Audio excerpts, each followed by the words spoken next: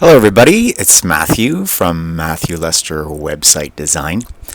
This is a short tutorial on products, the products section of your Shopify admin.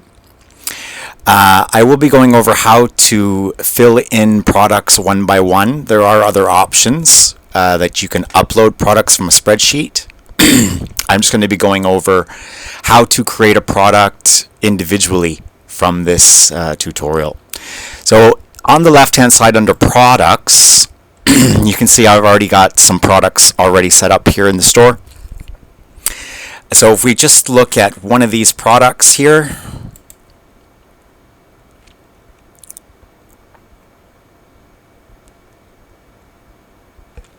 so the first thing to do and look at is your title. Your title is actually very important because it's good for SEO. It's good for people who are searching for certain things in your store. So if you know keywords from SEO and you're able to incorporate these in your description and in your title, it's a very good thing to do that before you create the product.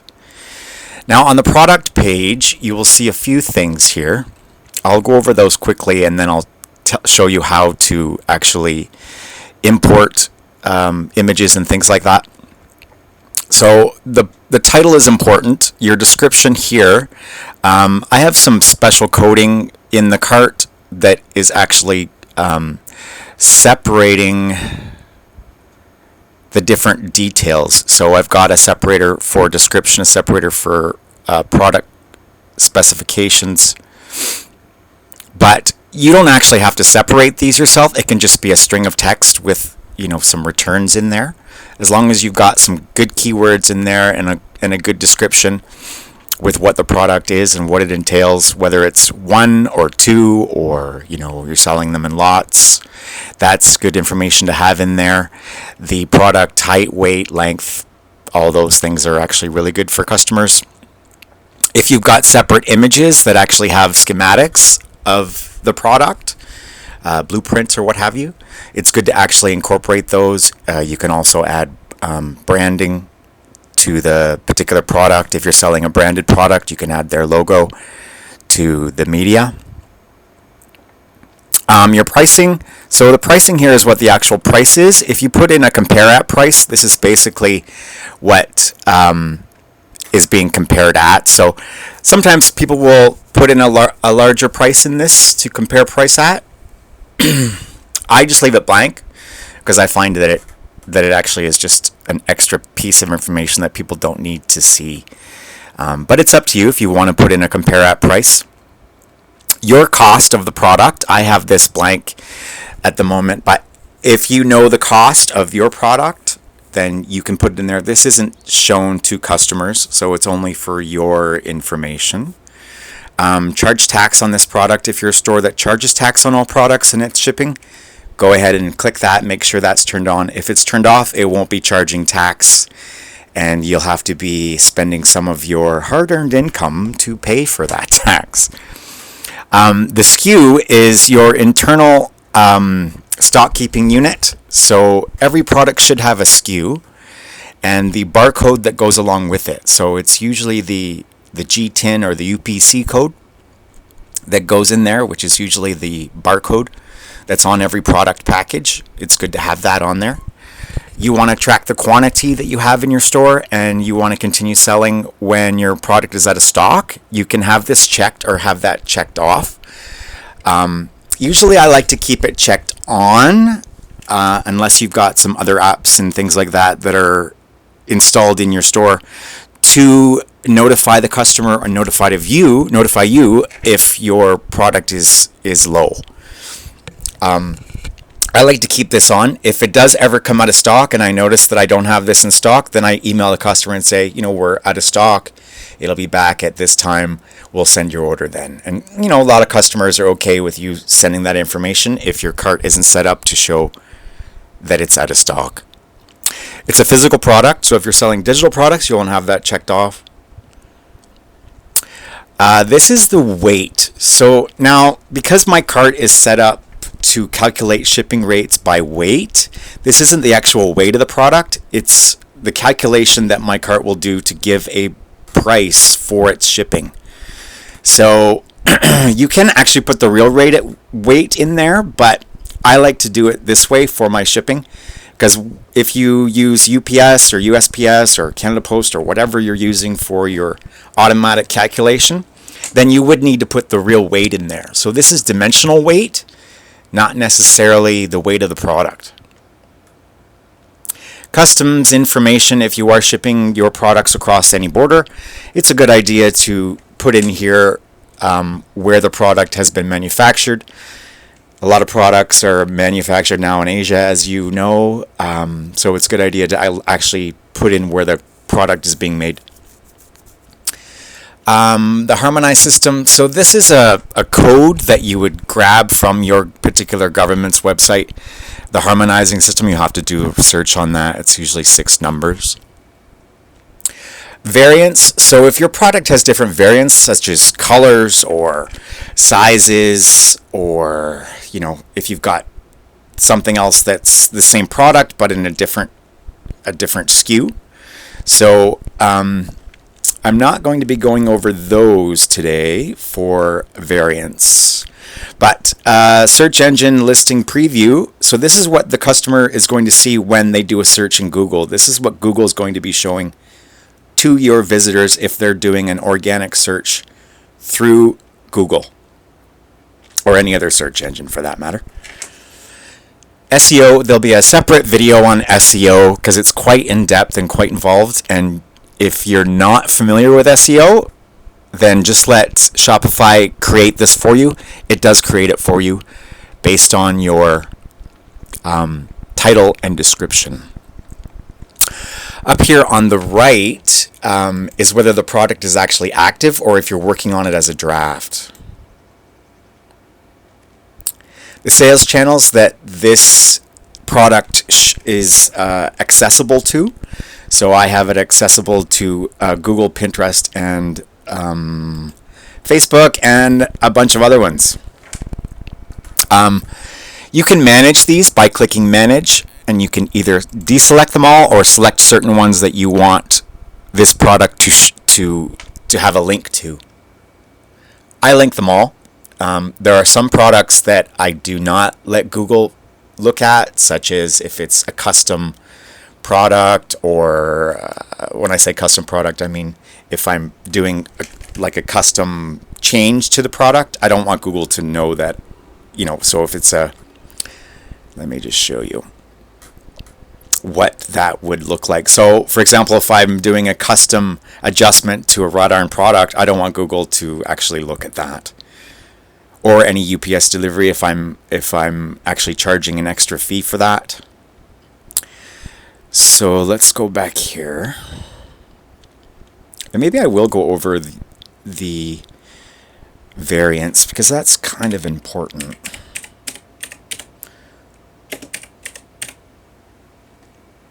And you can obviously do a search for products to find those.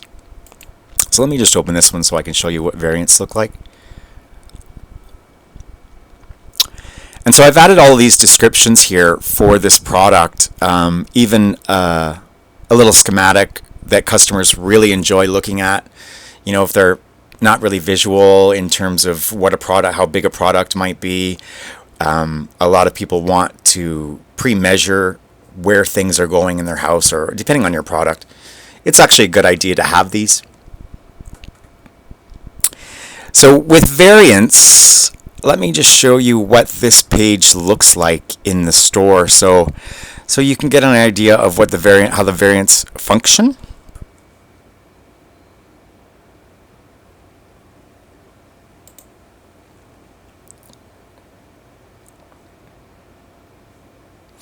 So a variant here, I can set the size of the curtain rod. So for example, if the customer wants a larger curtain rod, they can choose that. The price will change accordingly. It should, yes, good. And this one has a variant with brackets, or we used to have no brackets. Now it's just with screws and brackets. So that's also a variant in the cart. So now you understand how the variants work. Let's say you're selling t-shirts and you have different sizes, maybe a different design or something like that. That's how the variants will actually show up in your cart. So you can see the different variants I have here. So I've got the size of the curtain rod and the price, the quantity and the SKU. Each variant has to have its own SKU.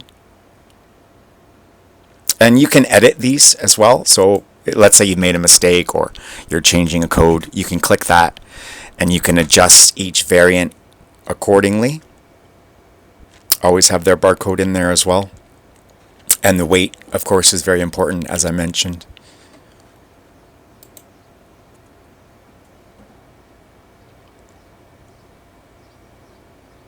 If there's been any recent sales, it'll show up here under Insights. Product type. So I like to put my products in a type because my categories or my collections will grab products that are named a specific product type. The vendor. So the vendor is actually the manufacturer. If you aren't selling huge branded products, you can just put in your own store there. But if you know it's a branded product, it's a good idea to put that brand in there. These are all the collections that the product is showing up in, or collections in my store. These are tags, which are basically keywords. So you want to add all the keywords possible that a person can be looking for this in your store or on Google. So think of those as keywords. You can also set tags in your collections to grab a product that has a certain tag, which I'll show you in a different video under collections. Theme template. For this one,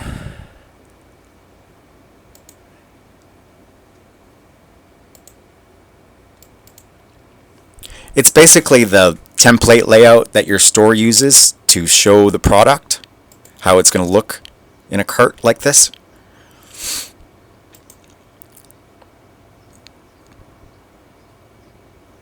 And so if you're wanting to change any of this information, once you have put it in, you can go look at the code and you can adjust it through the code here, or you can copy and paste it in a notepad or something like that to adjust it. And you can, obviously there's some great text outlines that you can do at the top. You can bold them, underline them, italics them, and add certain formatting. Once you've created a product like this and you want another product that's similar, you can just click duplicate and it's going to duplicate this whole page, and then you should go back and change the little things that you need to change, probably description and all of the other little things here. When you're duplicating, you can actually duplicate to the new product all of your images, the description. You can basically duplicate the whole thing if you want, and then adjust it accordingly to what it should be. View is just going to view your product in the store, what it looks like to the customer. Promote, if you've got some apps that are in your store that you're able to promote, that's attached, you can promote it straight through from this page. And more actions here too. So I've got the reviews app installed so I can view reviews, some other cool little things from your apps that are installed from your store.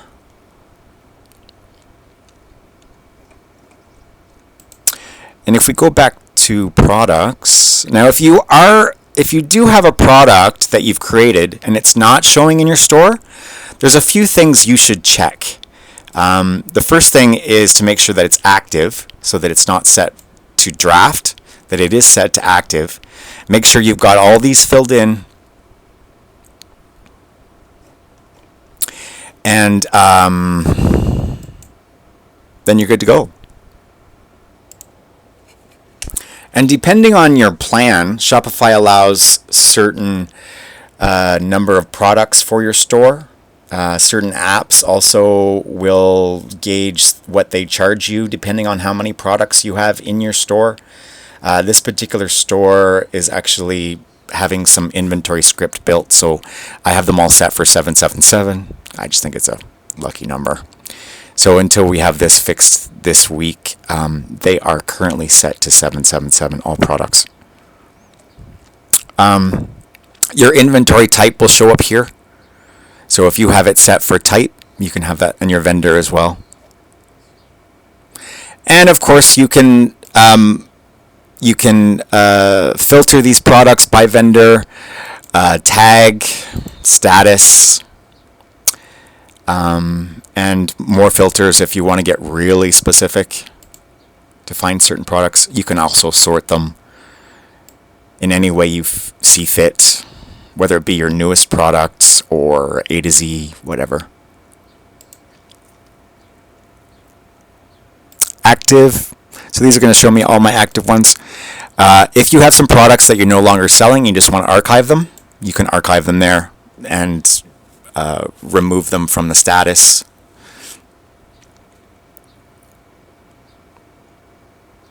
So that is a brief overview of the products in Shopify. Now we're going to move on to inventory.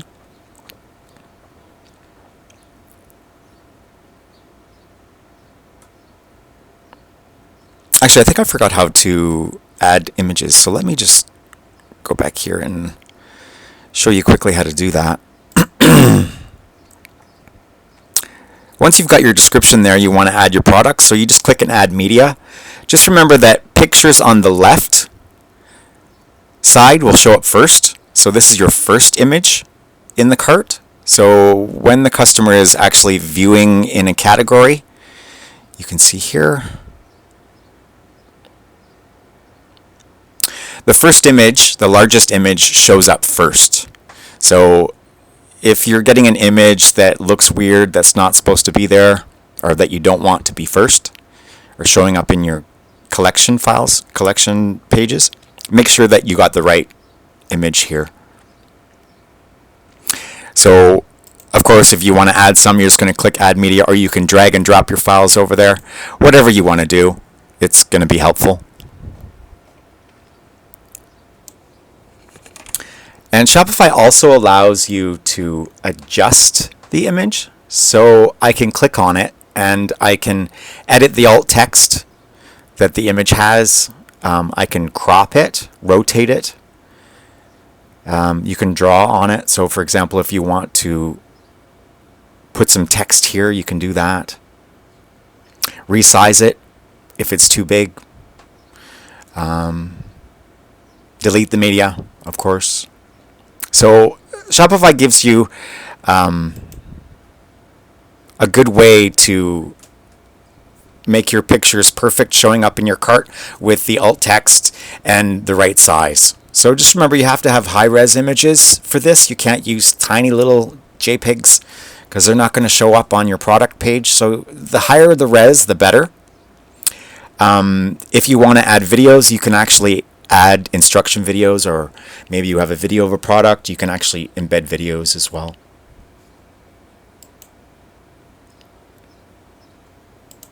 So back to the inventory. Inventory is great because you can see if you've got some stock coming in. Here's the incoming section. So and it actually tells you when sold out, continue selling. So if you see one of these products that you don't want to continue selling, you can always go back and edit it and change the settings here. So this is a really good way to adjust products in bulk. You can also select all the products in the store. If I select this, that's going to select everything. And then I can either edit the variants, or I can do some other actions to it. Stop selling when out of stock, continue selling when it's out of stock. So there are some cool little settings there that you can adjust in bulk. It's kind of nice.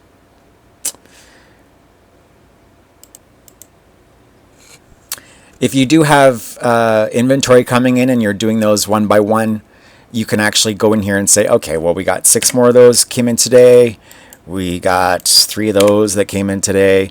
And then just click save, and it's going to actually update your available inventory. But hopefully you're using a script or using a spreadsheet instead of doing it one by one. But if you don't have a lot of products and you're able to do this one by one, and that's just how you're comfortable, by all means, you can do it that way.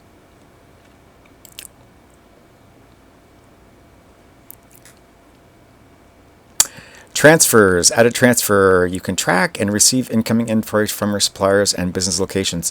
I'm not going to go over the transfers section, but if you want to learn more about transfers, you can click this link and you can learn a little bit more about that.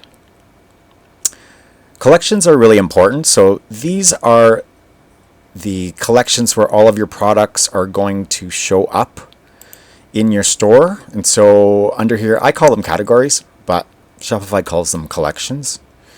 So these are all of my categories that the products are showing up in. Let's open up one of these so you can actually see how they function. Hose holders. So the main thing that you want to be aware of when you're looking at your collections or your categories is that you can incorporate your keywords in the titles of these and also in the description. Descriptions are very, very important. Google loves categories. They love collections. And so if you have your keywords in here and a nice, good description that customers can read, it's going to show up at the top of your category page. Depending on your theme, it may show up a little differently.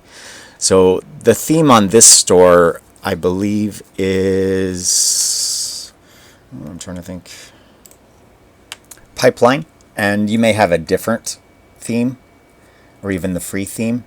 But here you can see how a collection is going to populate the collection with products.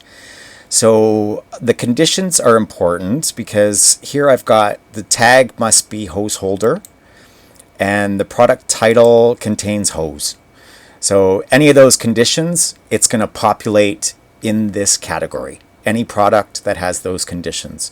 So if you have all conditions, it's going to make sure that the product tag is this and also this. But if you have any condition, it's going to take this individually and say, okay, product tag has hose holder, let's list it. If the product title is hose or the product title is hose, it's going to list it. So you can see it's gathered 3 products from my product list and it's putting them in there. And you can also set this any way you want. This is how the products are going to populate in that collection. I always use best selling, but if you've got a lot of products that maybe you want to group them correctly, you can just put the title, or if you want to do them manually, some products categories I actually do manually because I like some products to be at the top of the page. Of course, here's your SEO again. Now this is also going to populate by itself from Google, but you can go in there and adjust. If you know anything about SEO, you can go in there and adjust that to whatever you want. The collection image is what shows up behind your collection title. You can see this image is showing up back here. And if I go to the home page on here,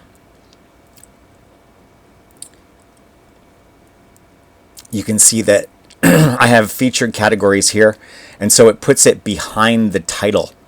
So it's good to have an image that you're using on your collections pages just to make it look a little better. And once you do that, it's good to have an image alt text so you can put your keywords in here. Don't overstuff them. Google doesn't like that. If you've got 8 words, or I think it goes up to a certain number of characters. I think it's 60 to 80, something like that. Collection template, of course, is just the collection. That's going to be standard. And again, you can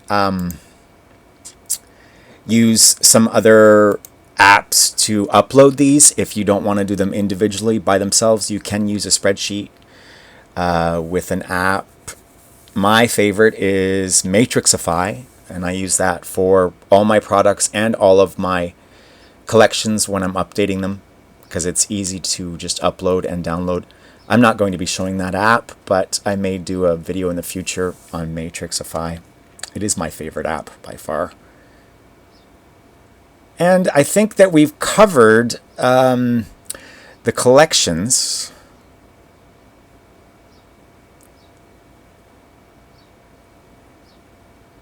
You can see all of my data that collects for each of the products, right? So it actually shows it here, which is great. And you can just quickly scroll through and look these over and go, okay, it's got this, it's got this. It's got an image, that's great, looks good, looks good. And if we go to gift cards, you can issue a gift card to your customer.